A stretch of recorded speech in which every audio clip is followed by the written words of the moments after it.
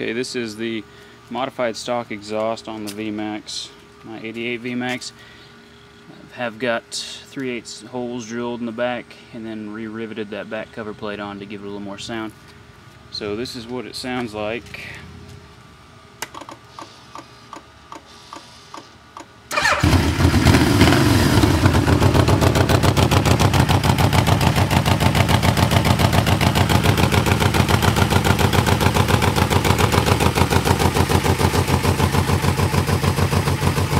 A little bit of slow cold idle.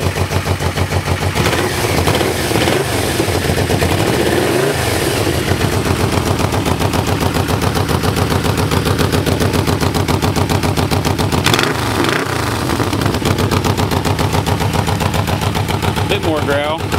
Next up is the Cobra.